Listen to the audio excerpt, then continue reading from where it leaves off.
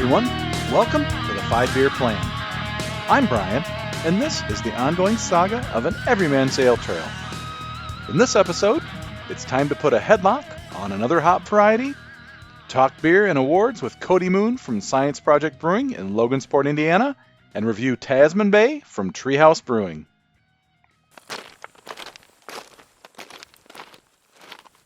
In this segment of Looking for Lupulin, we're going to return to the continent of Oceania to discover and understand Nelson Sauvin hops. This hop variety was developed in New Zealand, which is probably most famous for its wine grapes. Nelson hop takes its name from the city and district from which it comes. Its lineage may be traced to a cross between a smooth cone and a New Zealand male. The New Zealand Institute for Plant and Food Research trademarked and released Nelson Sauvin hops to the public in 2000. This is a fast-growing hop that begins to be harvested in late February or March and continues through to early April. Surprisingly, there are no hop diseases in New Zealand, therefore there is no need for breeding disease resistance into this cultivar. Highly complex, the flavor profile is often compared to the Marlborough Sauvignon Blanc wine grapes from the region, hence the not-so-subtle nod to its namesake. They have a very wine-forward aroma, and according to some sources, the flavor can include extreme fruitiness, passion fruit, and fresh crushed gooseberries. According to Julian Healy's The Hops List, Nelson Sauvin has an alpha acid content of 12 to 13% and a beta acid content of 6 to 8%. Due to the complexity, it is a multi-use hop that may be used for aroma, bittering, or flavor depending on the style to be brewed. Nelson Sauvin hops are used in pale ales, IPAs, and even lagers. Homebrewers looking for a Nelson Sauvin substitute hop could turn to Hallertau Blanc, Enigma, Motueka, or Oroca, which all have delicate fruity profiles. Also mentioned as possible substitutes are Pacific Jade or Pacifica, also from New Zealand, which lean more towards the old-school spicy fruit side. Nelson Sauvin is another patented hop variety that must be purchased from a retailer in pellet or other form. In this segment of Homebrew Hijinks, it's time to boil the wort. Once again, wort is the term used to describe the liquid that is generated from the previous step of mashing the grain. It contains all the sugars that will be used for the yeast feast later on. As I'm always trying to hone my skills, I keep a notebook of all temperatures and water volumes to the best of my ability. In the previous sparge step, I used online calculators to provide a water volume that would leave me with 1 gallon of liquid prior to fermentation. I've probably never mentioned it until now, but you might wonder why the wort is never covered during the boil. This step boils off sulfur compounds such as dimethyl sulfide, better known in brewing circles as DMS. Without the lid, the compounds boil off as a vapor. If the lid is left on, they may reappear as condensate, dripping back into your kettle and creeping into your finished beer. You don't want that. So I brought the wort up to a rolling boil in my uncovered stock pot and consulted my 60-minute hop schedule. Right away, I added a set amount of Centennial hops into the boil. With 20 minutes left, I added the Tahiki hops. With 10 minutes left, additional Tahiki hops were added. And then at flame out, Citra hops were added, which will add some citrus aroma. Immediately, I took the stock pot off the heat, covered it, and put it into my sink. I added a 7-pound bag of ice and enough water to bring it up to the level of the wort. I let this sit for approximately 20 minutes to cool the wort to a temperature of around 70 degrees Fahrenheit, which is where the yeast wants to feed. So next time, we'll pitch the yeast and kick off fermentation. Now, it's time for Barstool Banter. This episode, I start the first half of my interview with Cody Moon from Science Project Brewing in Logansport, Indiana. As you will hear, this guy is passionate about the craft. Listen in as I talk about beer, recipe inspiration, and then just talk shop with this up-and-coming award-winning brewer. Well, welcome to Barstool Banter. I'm sitting down virtually with Cody Moon from Science Project Brewing Company in Logansport, Indiana. Cody, thank you for taking time out of your busy schedule to join me on the podcast.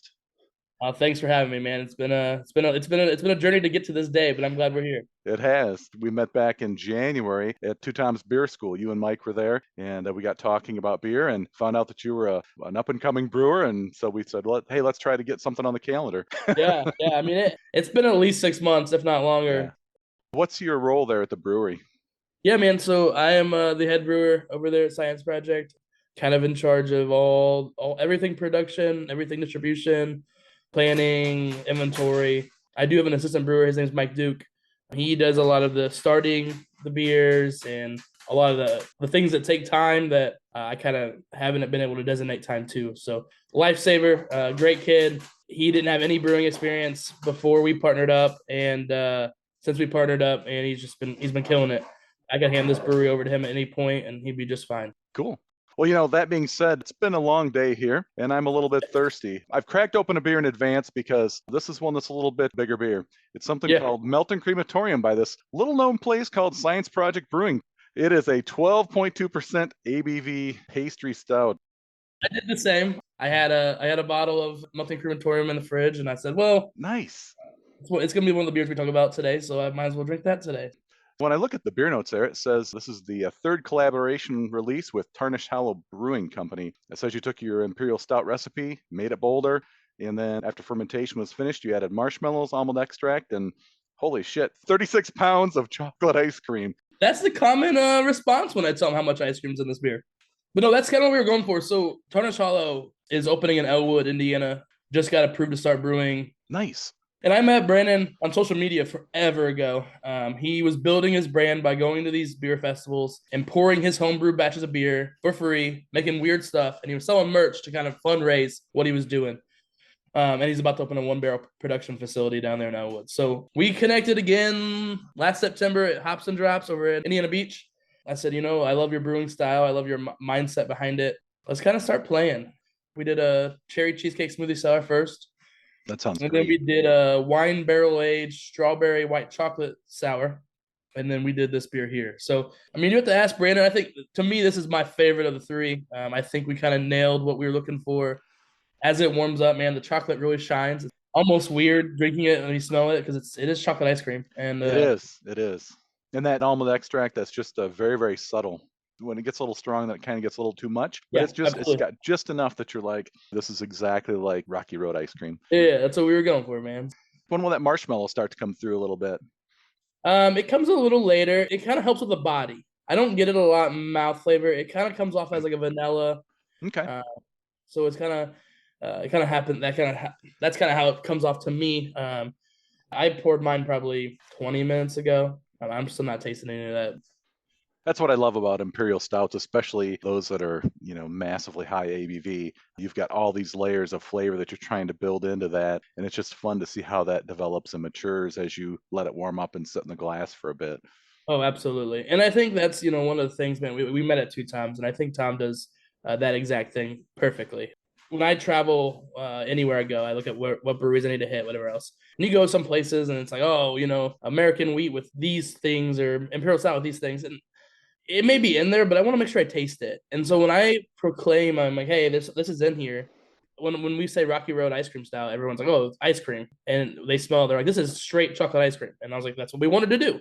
Yeah. And honestly, I think it raised the ABV a little bit too. I mean, we let it ferment on that. You work for a place called Science Project, and I mean, that's exactly what brewing is. It's all about chemistry and trying weird stuff and seeing Oh, how you can absolutely. make things work. And that's kind of how the name came about too. Like we were talking, I teach elementary school science, and when we were talking about stuff like, what is craft beer to us? We put chocolate ice cream in a beer. People are gonna be like, there's no reason you should be doing this. And then at the tap room, we have classic cream ale as one of our main beers we sell a ton of. A light lager, pale lager. We're brewing across the board. Our smoothie sours are dumb as well. Like, they're thick. They got a bunch of junk in them, but it's one of those things where it's every batch of beer is a science project. We can do classic things, and we're trying to replicate something that's been done for hundreds of years. We're trying to put our own stuff out there as a branding or creating the first whatever. Like the guy who started hazies, hazy IPAs are now everywhere. They take over the world. But someone was the first one to decide that that's the goal of that beer was to be a hazy, not bitter, but very aroma hops. So I don't think we're gonna break any rocks like that where we become the first person to do this, but it's kind of fun to see and keep people interested. Yeah, that's awesome. Speaking of which, you guys have some pretty darn big news. I saw this recently on your Insta feed. Tell my audience what happened. Saturday was the Indiana Brewers Cup. And for those people that don't know, it's basically a beer contest. You enter beers per style, and they get judged by people who have to take a test that proves they can drink beer professionally. I guess that's hard to explain, but those guys with the palates that taste good things, bad things, well, everything out in between. And I've been doing the Brewers Cup as a home brewer since 2018. I did 2018, and then I didn't do 2019. 2020, there was none. I guess I did in 18, 21, and 23. This was our first year as a commercial brewery. August 26th is our 1 year anniversary. And so we sent 12 beers down to the Indiana Brewers Cup, really not expecting a whole lot. We were just trying to get some feedback. Fingers crossed that we'd pull off a bronze, a silver, something to be like, hey, Science Project's on the map. We're new, we're ready to excited. And we actually ended up taking a gold medal for our amber ale down there. I went in and I told Mike, and we were talking about it, and I said, I want to just place points. I don't even care if it's bronze. I don't care if there's a category that only 3 people entered in, and we take third place out of 3. I don't care. I really just want to get one medal to bring home and to kind of justify all the hard work we put in. And when we heard our name for gold, I didn't even have time to turn over to Mike and like high five him. I was in a dead sprint to the table to get my award. You're built like me, so I can imagine, how many people did you knock down on the way? Oh, dude, I'll tell you right now, I am very fast for a fat guy. You won't catch me running very often. If you see me running, you need to run as well because something is coming behind me. I teach kids for a living, man. These little 4th and 5th graders are like, "Oh, Mr. Moon, you're not fast." I'm like, "All right, boys, let's go. Line up. Homework on the line. Let's make it happen." So here's the thing, man. It's commercial breweries, man. So you're hearing like all these names come out, and Sun King was winning a bunch that day. And so when they say Sun, it's like it's not S and S. I'm like, oh, I'm hype, And so they said our name, and I had to look up at the board to make sure they said our name and not someone else's. And then it was a beeline to the table. On the way back from there, it really kicked in and was like, you just won gold. All your hard work, a recipe that you took from a homebrew batch to this is there. And so I got back and high-fived my wife and gave her a hug and high-fived Mike and Tim. And on the drive home from Indy that night back to Fort Wayne, Mike was with us. And it was one of those things where we couldn't stop talking about it. Mike didn't have any brewing experience until he joined the team. And so he's been brewing for a year. And he's helping be part of a gold medal team. And that's why I said to him, I said, it's exciting for me, but it is hella exciting for you. I scored a silver after 3 years of brewing. I didn't score gold till 21 as a home brewer. And you're over here brewing the labor part of a gold medal beer within the first year of you brewing. The kid has an endless group of success coming his way. That's awesome. I can't explain to you how good it felt to pull gold for our first year and within our first year of brewing. And that medal is going to look pretty damn sweet on the wall, dude. I'm still on cloud 9, man. It's still like unreal to say that. Awesome. We only placed 1. You got Sun King's name being called down there a bunch. Necromancer from Pennsylvania won a bunch of golds. Primeval out of Indianapolis destroyed everybody. They ended up winning Grand Champion Brewery of the Year. But so to get 1 medal and let alone 1 gold our very first year, within our first year, we were pretty excited. And the even cooler part about it is my first ever medal in 2018 was this exact same amber as a silver as a home brewer. I think that's my big pride is the idea that I took a homebrew recipe, scaled it up from 5 to 110. Cool. So tell me about the beer itself. So it is an American amber ale. It's called the Blonde's Hot Friend. The original name came from when I was a home brewer. I entered it in what's called the other American ale category. And in that category at the time, it was all the brown ales, blonde ales, and amber ales. So when I saw that's who I was competing against, I was like, oh, let's play on words. The Blonde's Hot Friend amber. Let's go. And when it took silver, man, there was no name change at that point. So it's super malty, nice red finish. Mine's a little hoppier on the tail end than a normal amber ale. For whatever reason, it's been received very well. Some Centennial hops, American ale yeast. I mean, really just a classic American amber. That's pretty much what it is. That sounds delicious. I don't think that's one that I had when I was there back in May. Yeah, no, we just brought it back for the Brewers Cup, actually. Now, the next visit, it sounds like it's going to be a staple now for us. Awesome. We have to now. Oh, yeah. Since Saturday, we sold a ton of it. It's going to be in the rotation with Hop Rocket and Grab the Brass Ring as beers that we kind of produce once a month to make sure we have them on stock. Yeah, nice. I was there back in May. I had several of your beers, your Mexican lager, your mango smoothie sour, your red, white, and bricks that you had made for the Indy 500, the Hop Rocket, the lemon cookie, the smoked pepper amber ale, which was fantastic. the cherry cheesecake smoothie sour, which was also off the charts, and then the Whiptide, which that blew me away. That was so delicious. What is some of the inspiration you had behind some of these beers? I have a couple breweries who, as a home brewer, I kind of looked up to and watched what they were doing. Hoosier Brewing down in Greenwood is one of them. They're really well known for their smoothie sours. Yeah. And I was blown away by what they produce all the time. And then Stefan over at Hoplore, one of his Imperial Stouts, the Amish crack beer, is one of the first Imperial Stouts that I think I tasted it and I was kind of just blown away. Yeah, I look at these guys and what they're doing. And as a home brewer, I was such a traditionalist. Like, I'm not putting anything extra bull crap in my beers. I brewed a lot of IPAs, a lot of plain Jane beers. And we go to breweries and my wife would be like, you should do this. And so the other beer that you had, the Life of the Marty, which is like king cake Imperial Stout we do for Mardi Gras, that was her idea. I mean, she was like, you should put cake in beer. I'm like, I'm not putting cake in beer. But we went to Mardi Gras in 2020 before the whole world shut down. Bought king cakes, brought them back, put them in the freezer so they wouldn't go bad. And I was like, you know what? School was closed because of COVID. I was brewing up a ton. I'm going to throw this king cake in this beer. And I fell in love. It was a glorious thing. I was 2020, so I have 2 bombers left that I refuse to open. But it's one of those things where it's like you see these other guys do it and the reaction everyone gets. And what's really nice is, for the most part, the community or the industry of craft beer is super friendly, super supportive in different ways. And my original idea with the pineapple one was Hoplore did a beer that was called Tasty Whip and has a choice word after that. And my wife saw it at a beer festival and she sprinted across the beer festival back to me and was like, you got to try this. So when we started Googling smoothie sours, that's one that a lot of people do. And there's a lot of information out there on it. So we were just like, let's just try this one first. And it's our top selling smoothie sour for sure. And we're kind of in a spot, man. Like, if I had $1 for every time we got asked if we're going to have or if we're going to make something like Busch Light, this conversation wouldn't be happening because I would not be brewing anymore. I'd be rich. Yep. And so our cream ale, we sell a ton of it. We go through about 3.5 barrels, 7 kegs in roughly 28 to 35 days a month, like each time. Wow. It's our lightest ale we brew. It's not a passion beer. People aren't going to come out and buy a bunch of it and take growlers home or anything like that. But it allows them to come out with their friends and have it out about, and it's craft beer. But we're also, we're an hour and 15 from Fort Wayne. We're about an hour and 15, hour and 30 from Indianapolis, about 45 from Lafayette. We need to be brewing stuff that not only keeps our Logansport residents happy, but maybe might draw in people enough to come make that drive. It's one of those things where it's like, if you're not blowing the doors down on things, people aren't going to drive an hour and a half to have your beer. Yeah.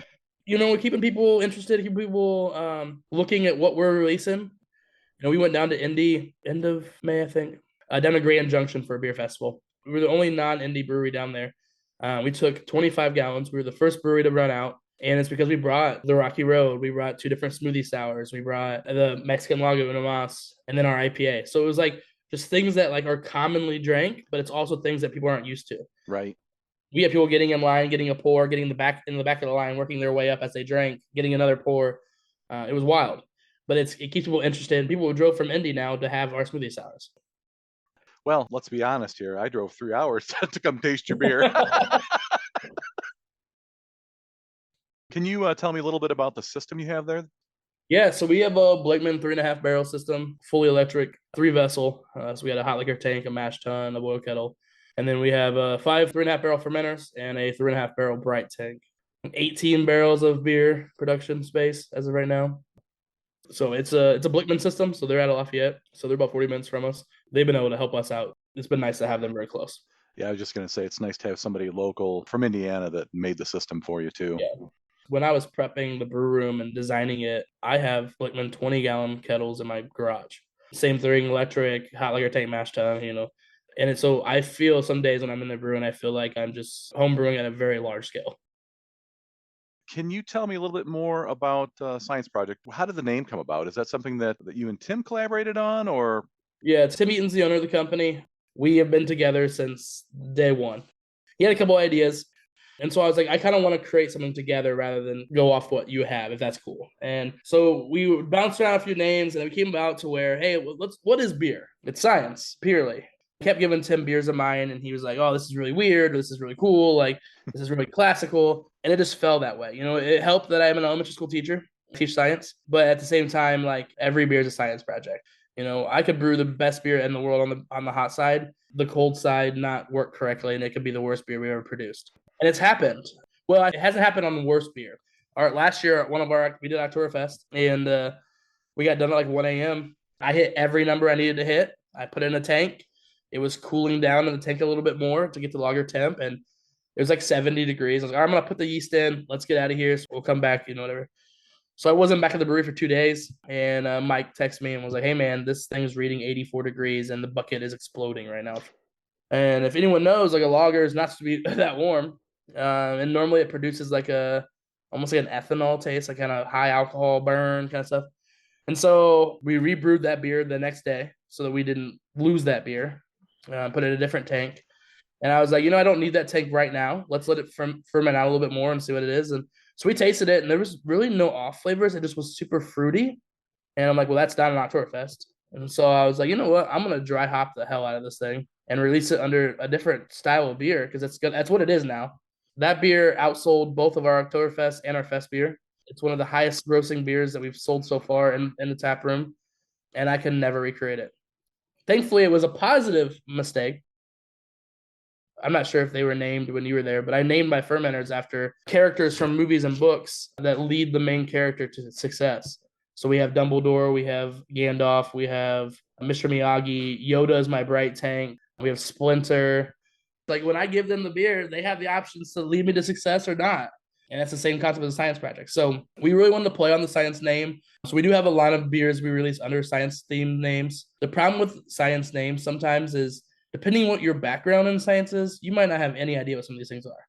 And I didn't want to release a bunch of beers under names that they have to Google because it's not as fun then. So we try to get common science things. We also have a series of Logansport beers. So our cream ale that we sell a ton of is called Grab the Brass Ring after the carousel in town. And if you grab a brass ring while riding the carousel, you get a free ride. Our wheat is called Meet You at Chamberlain's, and Chamberlain's was the first ever tavern in Logansport. Our light lager is called Where Two Rivers Meet, which is Logansport's motto because it was built on two rivers. We have the 1826 lager coming out soon for the year they were created. I feel like I have some more. Double Felix for the high school. Oh, we have Hopped on the Eel, which the Eel River runs through town. We have a little bit of both. And then we have beer names that are neither of the two, and they're just kind of things that like I feel like they should be. When I was at your facility, you guys have a really unique location as well, right downtown. I know you're still working on the beer garden part of it, but can you tell me a little bit about the actual location and the history behind that? Yeah, so the location used to be like an automotive repair shop. So when you come to our location, there used to be an office up front where our bathrooms are now, and then the whole back of the area was wide open. When we bought it from a guy named Joe Brewer, he sold like detailing chemicals and stuff or cleaners. So he used it more as a warehouse, a storage area. So we bought it, we offered in March of 21. We closed like July something of 21. We started in August 21 doing what we did. So we replaced all the windows, opened it up, built the whole frame out of the inside of the building. Behind it used to be a grass lot, and it ran from behind our building all the way to the street. And the city and us worked out some kind of deal. But half of it became a parking lot for the city / for people when they come to our place. And then the other half, it became our beer garden. So we leveled it out, put rocks down. We put up some telephone poles with some sails to keep the shade away. At this point now, there's probably 20 picnic tables out there. Nice. Yeah, we're right downtown. We're right off the main drag. I mean, we really took one of the older buildings and revamped it to what it is today. I think that's what a lot of people are excited about that. They're like, wow, it's cool to see you guys do something like this. And we had said when we bought it, like, oh, we would like to pay homage to him and do a Brewer's Joe beer and just switch his name around and name a beer after him. And so one of my favorite recipes to brew is a milk stout. And I like to take that milk stout and add a bunch of random crap to it. Be like a small adjunct stout, Okay. as you can tell with your ice cream beer you're drinking.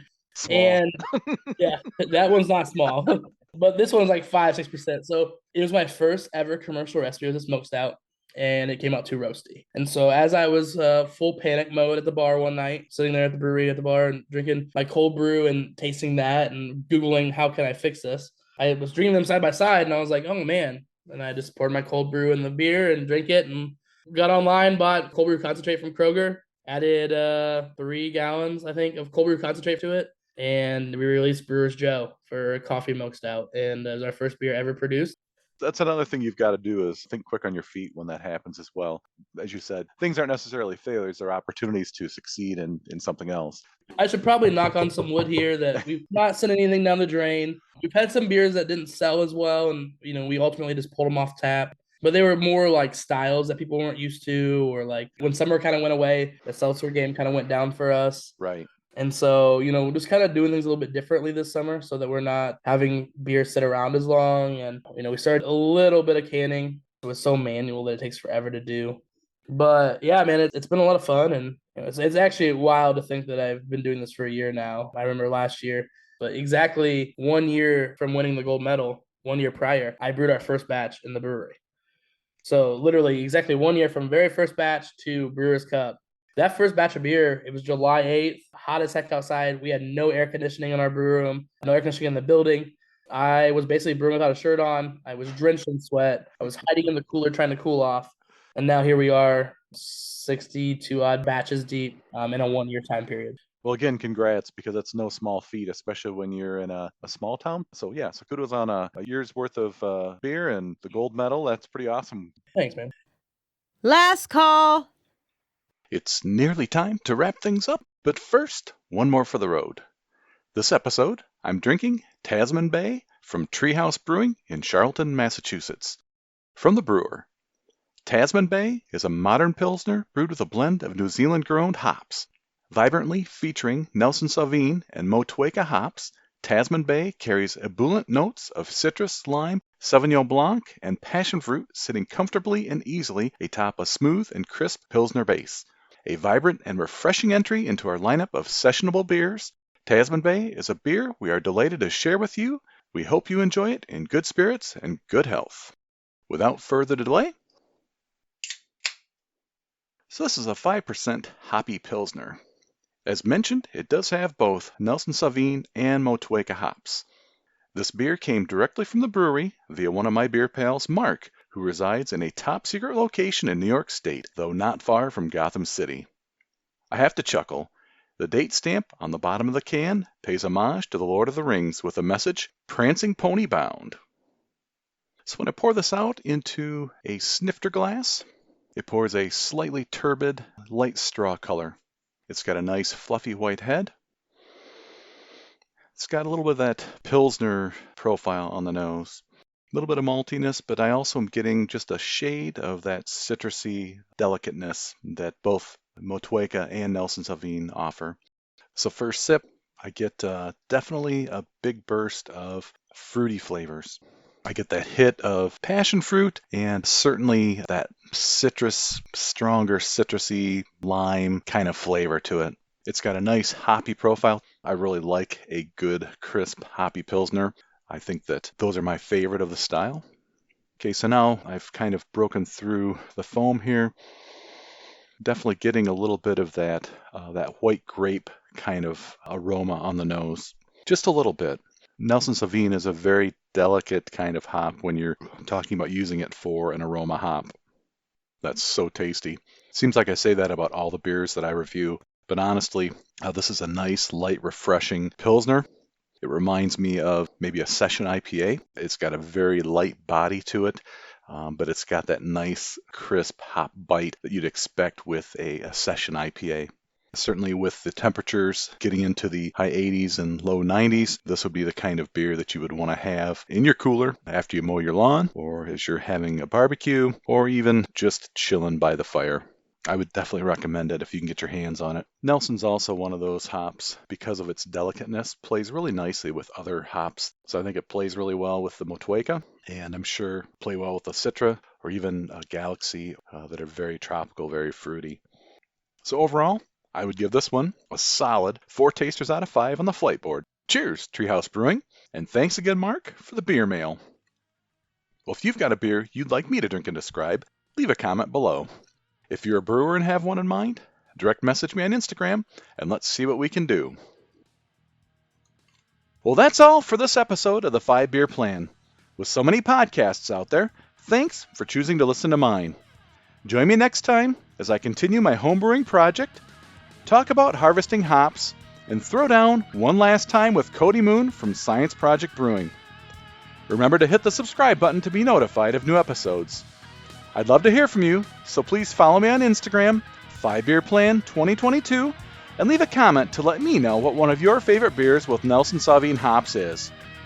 Be sure to support your local breweries, choose your beers wisely, and drink them responsibly. Until next time, keep walking your ale trail and stay thirsty, my friends.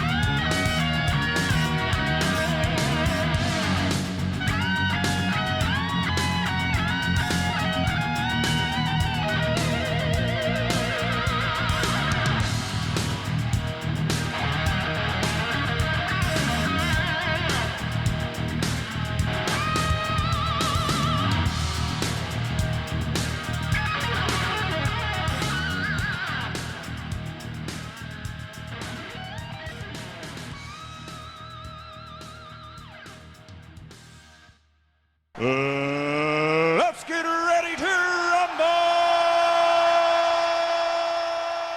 Well, this episode, one was not enough. I'm also drinking Nelson Jam from Dancing Gnome Brewing in Pittsburgh, Pennsylvania. When I was planning my episodes for the year, the Tasman Bay from Treehouse was the closest I could come to finding a Nelson Sauvin single hop beer for review.